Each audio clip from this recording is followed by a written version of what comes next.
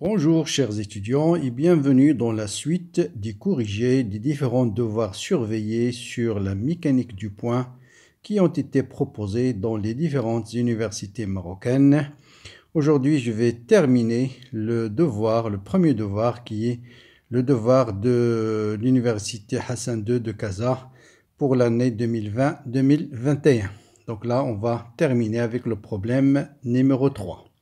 Donc, il s'agit d'un exercice sur la composition du mouvement, c'est-à-dire étudier le mouvement dans un repère par rapport à un autre, déterminer les vitesses relatives, les vitesses d'entraînement, l'accélération relative de Coriolis et d'entraînement. Donc, on va considérer deux repères, un qu'on va noter R, O, X, Y, Z, le deuxième qu'on va noter R1, O, X1, Y1, Z1. Ils ont la même origine. Ensuite, la base du premier repère, c'est IJK, et la base du deuxième repère, ce sera ER, Eθ et T. Au cours du mouvement, les axes OX et OX1 restent collinéaires. Voilà la phrase importante. Donc, pendant le mouvement, OX, OX1 restent toujours parallèles. Dans le plan YOZ, un point M décrit le cercle de centre C de coordonnées 0, 0A et de rayon petit a. Et on vous donne l'expression du rayon qui varie avec le temps puisque θ dépend du temps. Donc ça sera une fonction du temps. R, c'est les coordonnées polaires classiques et θ. R et θ sont les coordonnées polaires classiques. Avec θ, faites très attention dans l'exercice, c'est le vecteur entre le vecteur OY et le vecteur OM. D'habitude, on le prend entre OX et OM.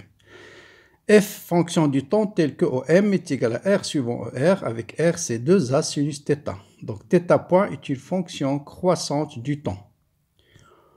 Tous les résultats doivent être exprimés dans la base ER, Eθ et T. Et voilà les questions. Premièrement, montrer ou bien justifier que la vitesse de rotation du repère R1 par rapport à R, c'est θ point suivant I. Donc voilà l'axe Y, voilà l'axe Z. Le vecteur X est un vecteur qui est sortant et en même temps parallèle à X1. Donc OX1, OY1 sont parallèles. Et voilà l'angle θ et voilà le point M. Bon, on peut vérifier facilement que le point M, la trajectoire est effectivement circulaire. Lorsque R est égal à 0, θ égale à 0, vous avez effectivement OM égale à 2A sinus de 0, c'est 0. Donc OM se trouve là. θ égale à pi sur 2, effectivement, il va se trouver A. Donc cette distance, c'est 2A. Et lorsque θ égale à pi, vous voyez bien que le point M se retrouve son origine O. Déterminer la vitesse relative, la vitesse d'entraînement et la vitesse absolue. Calculer gamma relative et gamma d'entraînement ainsi que gamma Coriolis. En déduire gamma absolue, qui est l'accélération du point M par rapport au repère OX, Y, Z. Et ensuite, retrouver la vitesse absolue et l'accélération absolue, cette fois-ci par un calcul direct et non pas par la loi de composition des vitesses. Donc là, je vous conseille bien sûr d'apprendre par cœur les différentes expressions de vitesse relative, vitesse d'entraînement, gamma relative, gamma Coriolis et gamma d'entraînement. Bien. Avant de démarrer la correction, 3 choses à connaître absolument par cœur et bien sûr de bien comprendre la démonstration. Reportez-vous à la vidéo sur la vidéo sur la composition des vitesses. La dérivée d'un vecteur à quelconque par rapport à un repère R, c'est sa dérivée par rapport à R' plus oméga de R' par rapport à R vectoriel A.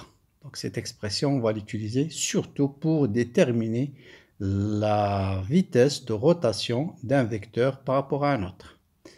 Bon, deuxième chose à rappeler, c'est la dérivée de cosinus θ qui dépend du temps par rapport à t. C'est la composée de deux fonctions, c'est la dérivée de cosinus par rapport à θ. Ensuite, je dérive θ par rapport à t. Donc ce terme, c'est ce qu'on note θ point. Et la dérivée de cosinus, c'est moins sinus. Pour les coordonnées polaires, bien sûr, vous savez par cœur que la dérivée de ER sur dt, c'est un vecteur qui lui est perpendiculaire fois θ point.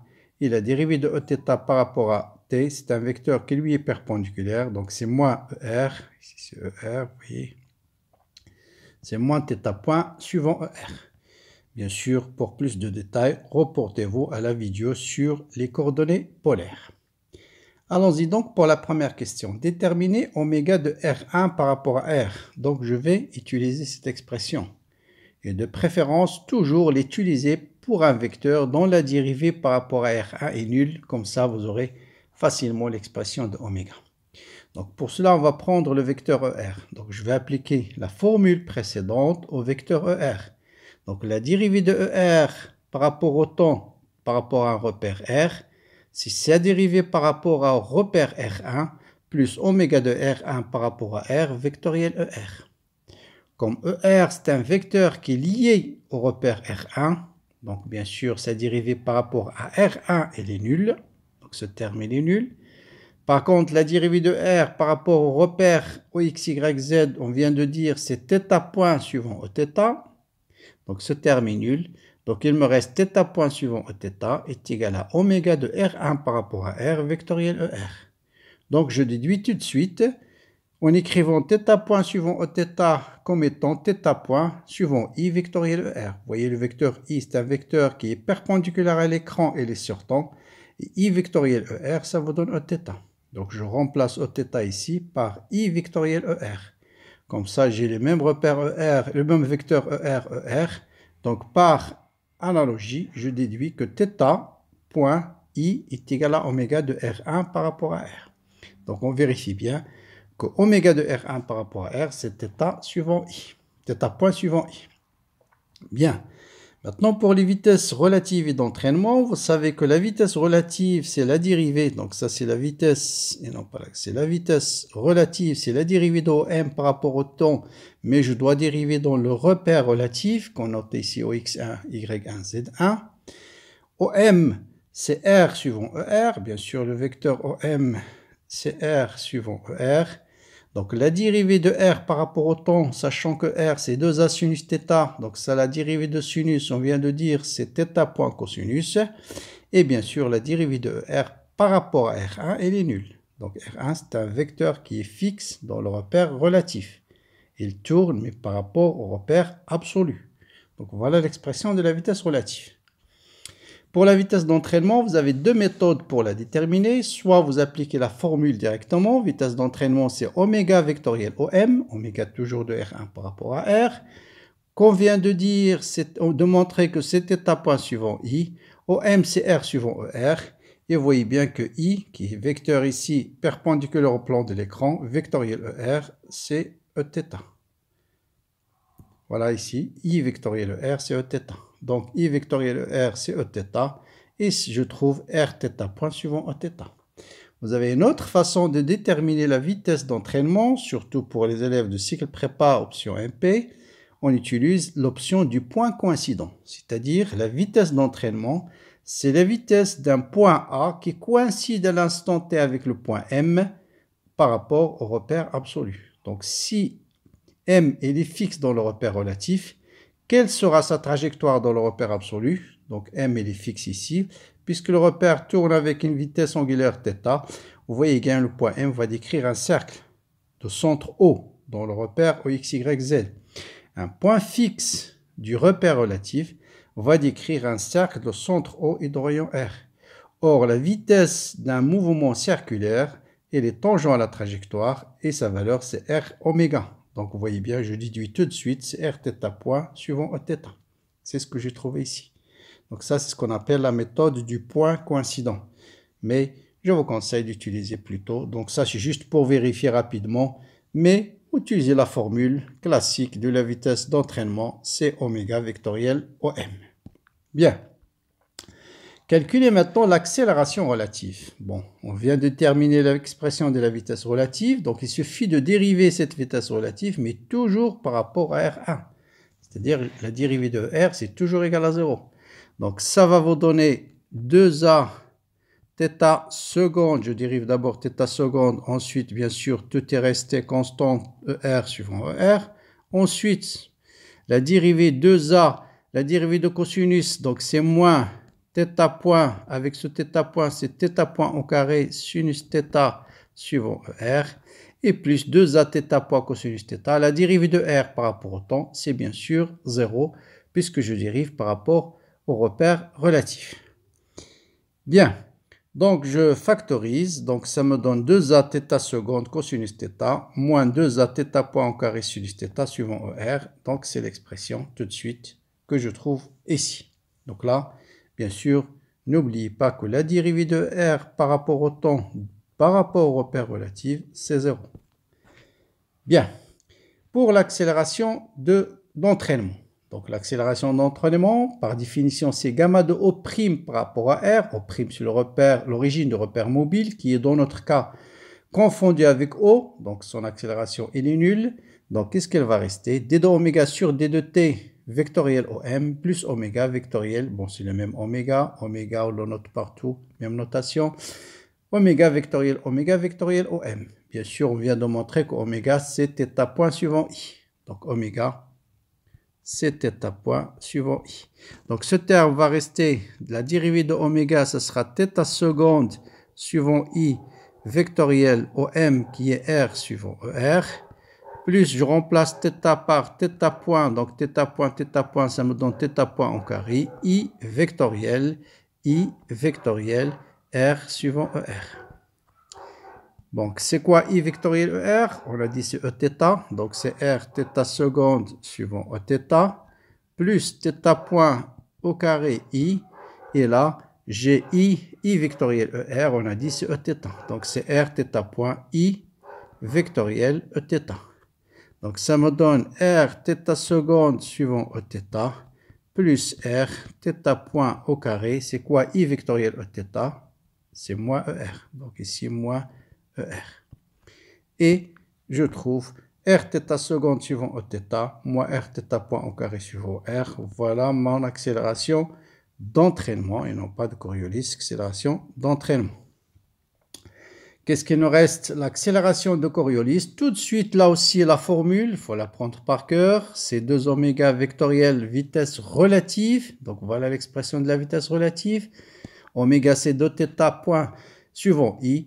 I vectoriel ER, c'est Eθ. Et voilà ma fameuse accélération de Coriolis. Bien. Et donc, l'accélération totale, c'est l'accélération relative plus l'accélération d'entraînement plus l'accélération de Coriolis. Il suffit de faire la somme des trois. Dernière question. Maintenant, on va retrouver vitesse absolue par calcul direct. Bon, là, il suffit de prendre OM, CR suivant ER et dériver. Cette fois-ci, ER dépend. La dérivée de ER par rapport au temps est non nulle et la même chose que la dérivée de R. Donc, je dérive R qui est 2A sinus θ. La dérivée de sinus θ, c'est θ point cosinus θ suivant R. Plus 2A sinus θ. 2A sinus θ fois, donc là il manque ici, fois 2A sinus θ. 2A sinus θ fois la dérivée de ER par rapport à T, c'est... Ah bah pardon, j'ai noté ici R, c'est bon. Donc plus R, j'ai déjà noté ici. Donc tout ça en fait c'est R. C'est R, la dérivée de R, c'est θ point suivant Eθ. Donc correct. Donc voilà l'expression de la vitesse absolue. Donc on vérifie bien qu'on a retrouvé vitesse d'entraînement plus la vitesse relative. Donc ça c'est la vitesse relative plus vitesse d'entraînement qu'on a déjà trouvé par la loi de composition des vitesses.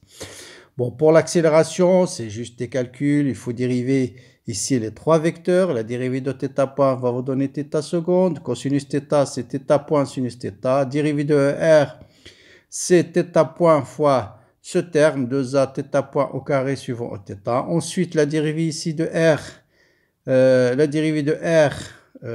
c'est A sinus θ. Θ point sinus θ, dérivée de θ point, θ seconde, dérivée de Eθ, c'est moins R suivant R.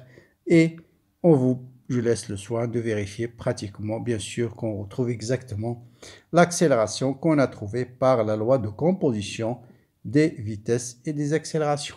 Donc voilà pour cet exercice. Vous voyez, il faut juste maîtriser correctement les coordonnées polaires. Et ça, je vous conseille absolument de bien savoir les systèmes de coordonnées polaire, cylindrique, surtout avant de faire quoi que ce soit. Et une fois que vous avez maîtrisé les systèmes de coordonnées, bien sûr, reportez-vous à la vidéo réservée aux coordonnées polaires, à la vidéo réservée aux coordonnées cylindriques pour bien maîtriser ces systèmes de coordonnées. Comment dériver un vecteur par rapport à un autre, comment trouver oméga, le reste. c'est juste apprendre correctement les formules de gamma relative, gamma d'entraînement, gamma Coriolis. Et en général, vous allez vous en sortir. Voilà, j'espère que cette vidéo vous sera très utile dans ce module qui souvent vous paraît très compliqué, ce module de mécanique. J'espère qu'avec ces vidéos-là, les choses vont devenir un peu plus claires. Voilà, n'hésitez pas bien sûr à les partager avec vos amis. Bon courage, bonne continuation et à bientôt.